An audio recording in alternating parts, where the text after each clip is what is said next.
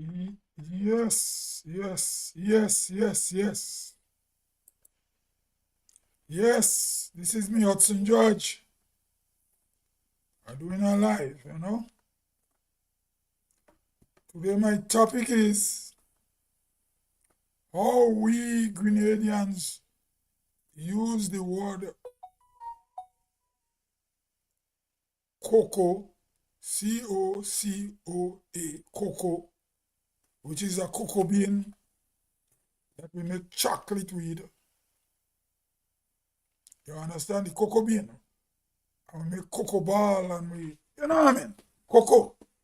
We plant cocoa, we sell cocoa, we dry cocoa, we sweat cocoa, right? And we sell cocoa wet too. We pick cocoa. Now, so cocoa come from the plant, the cocoa tree, and it produces cocoa beans. But there is another cocoa too. It's COCO, or maybe KOKO. Because that other cocoa I'm talking about, which I have it down as COCO, maybe it's KOKO. Now, cocoa, the other cocoa beside the cocoa beans, although it's spelled different, but pronounced the same in Grenadian English. That cocoa, the terminology is a West African word. Most likely Nigeria. The place they call Nigeria today. Because in Grenada, if a boy growing up, a boy child growing up, and he growing slow, he don't appear like that boy go be tall. They say he go be cocoa, right? So cocoa mean you short, right? So they go say he go be a cocoa fella. He won't tall.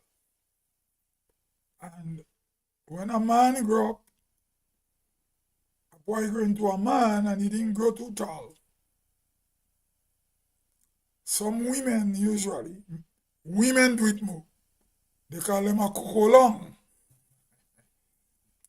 Eh? A cocoa long is a short man. He wouldn't be tall. So, and some ladies just tell their daughters, don't date a short man. The children take too long to get big. So say, I don't want no cocoa long man come behind my daughter. The children go take too long to get tall, to grow and mature. So a cocoa long, right? So another way we use the word cocoa in the Grenadian English.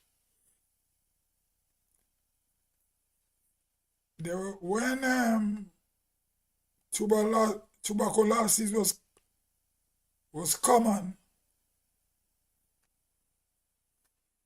they used to use that word cocoa also to describe people that have tuberculosis.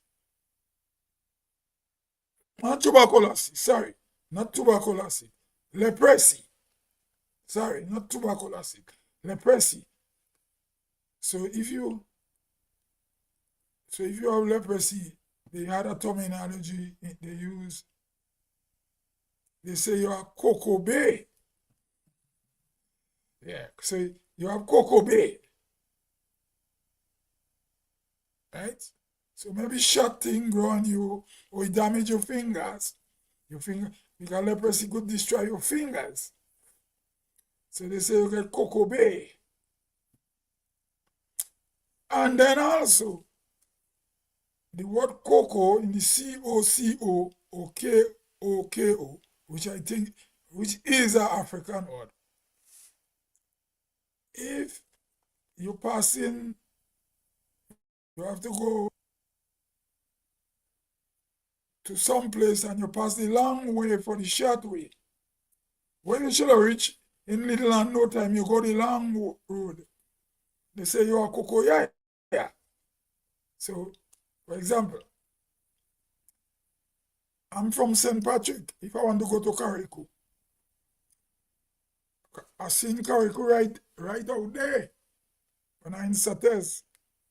But because no government do build no facility for the Asprey and the Dalhousie to dock in Sates, I have to go in St. George's Town to take the Dalhousie or the Asprey to go to Carriacou, which I should be taking in Sates to go to Carriacou.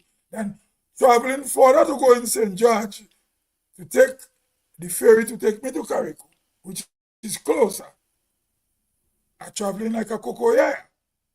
So I'm traveling, yeah, the long road instead of the short road.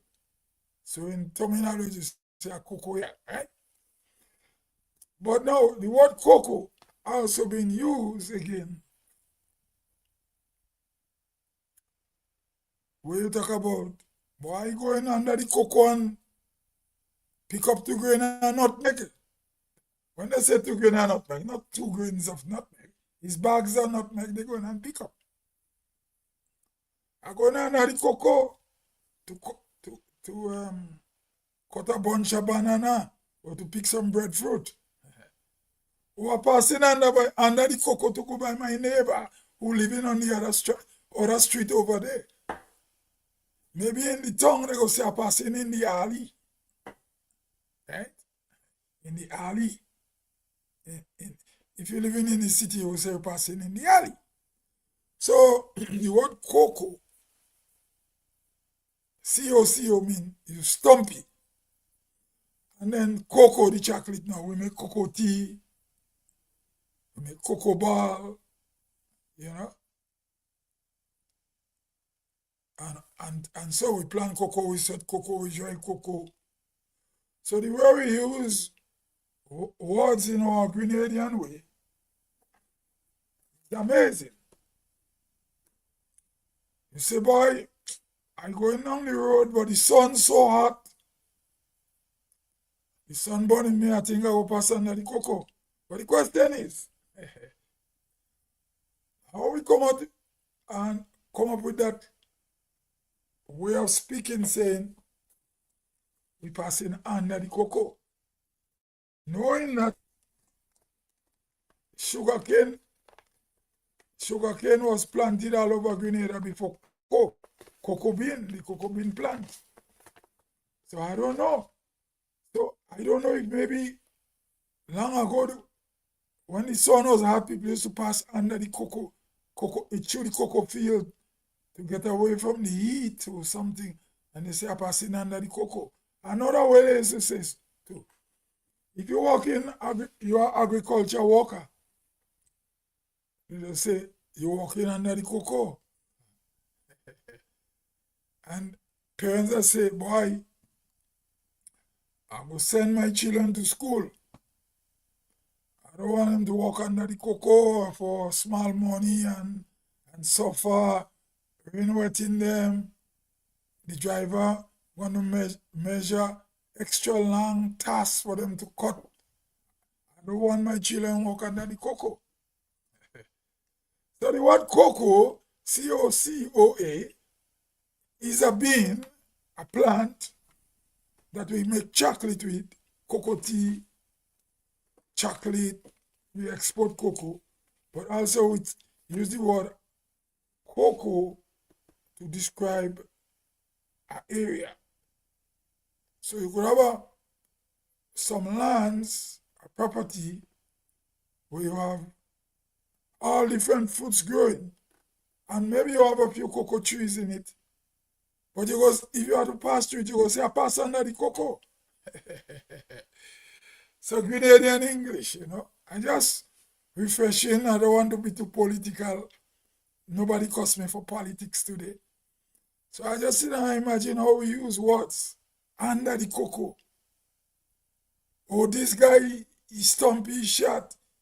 He cocoa, he wouldn't grow big. So we use the word cocoa in 2 different ways. Boy, go under the cocoa and pick 2 breadfruit for me. Go under the cocoa and pick 2 orange or 2 mandarin or 2 tangerine or some Sichuan or sour gospel or sweet gospel for me. And I go down the Coco and dig some yam. I pass in under the Coco to go in the river and go and fish under the Coco. But then the COCOA, when we make the sentence like that. But you say, but I know this guy, why? I know this guy. He living down the road, man.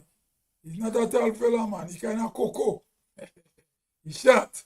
Anyway, this is me, Hudson George. I just do a short live, for the day, how we speak and what we say. You know what I mean? Anyway, I go on till I come again.